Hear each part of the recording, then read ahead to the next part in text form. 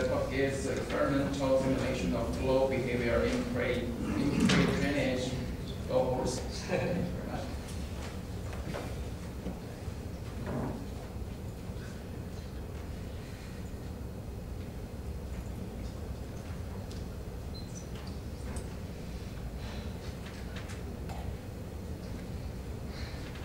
Alright, I'm Nima, and I'm working on a project which is called Experimental Simulation of Flow Behavior in Gas Drainage Borehole. The name of the title of the project has changed at different stages of my master's, and it is likely to get changed later on. Most coal seams are too deep underground to be mined through open pit mining, and so as an alternative method, underground coal mining is adopted. And almost 60% of raw coal is excavated through this method. However, there is some hazards associated with mining, especially in gassy mines, and which are suffocation of miners and coal seam excavators and explosion. In order to mitigate the hazards associated with underground coal mining, three approaches are adopted by mining industry. It's in horizontal boreholes in coal seams, which are drilled from the surface for current workings, and in order to drain the methane gas to be used for industrial and household purposes. Next is ventilation, which is dilution of methane gas as a hazardous agent under the ground, and reduce it down to statutory level. And finally, drainage of Gulf gas after long-run mining of the coal seams. There's 4 types of horizontal borehole completion, and the most basic type is open borehole, which is used for the formations which are unlikely to cave in.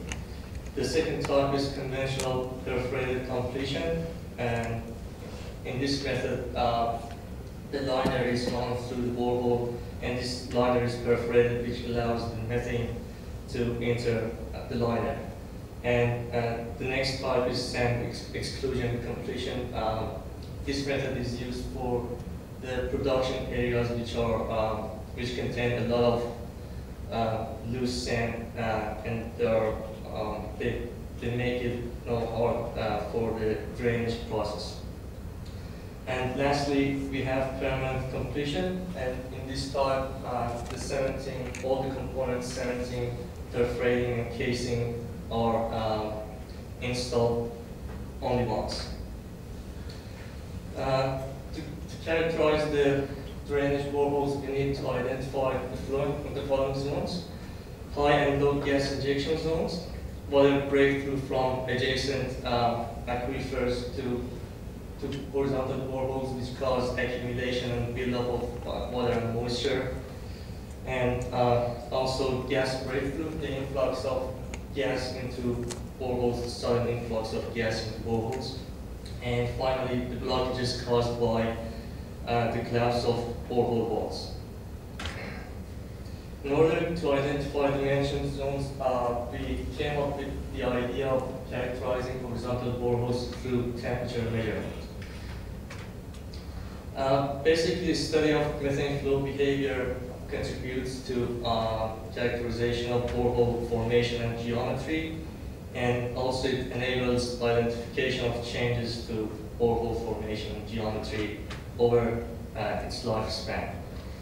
And the principal hypothesis used for the study of methane flow behavior is for methane flow behavior in gas drainage borehole is Joule-Thomson effect, and this phenomenon occurs when flow is forced through expansion and constriction, and consequently the flow temperature increases or decreases. Characterization of borehole is is critical, and it contributes, as I said earlier, to methane gas flow, study of methane gas flow behavior. And DTS optical fiber distributed temperature sensors are deployed to measure temperature along the horizontal boreholes. And orifice rate, which is based on the differential pressure, is used for measuring flow rate at the color borehole. At CRC mining, an experimental rig is built to simulate gas flow behavior in gas drainage boreholes by examining the temperature, the temperature of flow. As you can see, the compressor is used to compress, which compresses the air and it sends it to the system. First, the flow is passed through mechanical and electrical flow meters, and then the flow is delivered to the rig through the intakes, through 4 intakes to cells of the rig. The rig consists of 4 cells, and the body of the rig is made of 2 concentric pipes, which in the next slide I will show you. The body of the rig consists of 2 concentric PVC pipes, and the inner pipe or annulus is perforated, but the outer pipe is blank. And this rig simulates conventional perforated completion, and the inner pipe simulates the liner, which is perforated, and the outer pipe simulates the borehole wall. And along the body of the rig, we have RTDs, resistance temperature detectors, to measure temperature along the rig. This diagram shows cell 3 of the experimental rig, and you can see more in details. And the numbers on the cells represent the RTDs and their location. And QO is the upstream flow that enters from cell 2 to cell 3, and Q injection is Q in is the injection flow.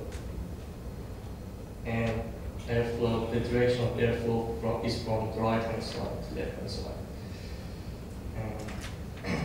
Okay, now I'm going to cover a few results here. And this diagram, as you can see, the preliminary axis shows the temperature difference of RTD and RTD when time equals 0 and versus time, and secondary axis is flow rate. Each experiment consists of 5 stages. At first stage, we study temperature when there is no flow. As you can see, there's not much fluctuation in temperature in the first stage. As we turn the compressor on, we have upstream and injection flow inside the cell, and as a result, RTDs 7 and 8 show decreasing temperature due to Joule-Thomson cooling effect. However, RTD 4 increases, which is abnormal. I mean, this behavior is under investigation. And then flows and temperatures are stabilized. We increase the injection flow from 200 to 500 CFH, and consequently the RTDs show increase in temperature inside the cell. And when I drop the flow from 500 to 200, the flows decreased. And this is another result, but this time, instead of increasing flow, I drop the upstream flow this time. At the third stage, from 600 down to 200 CFH, and I maintain the injection flow rate.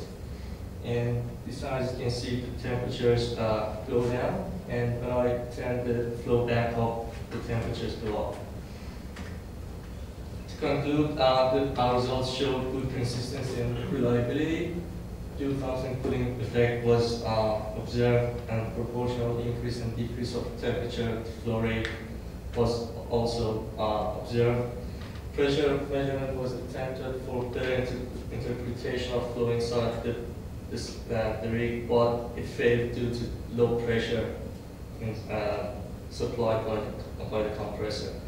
And data collected from RTDs will be used for interpretation of data collected by ETS used in the horizontal boards. Okay, question time.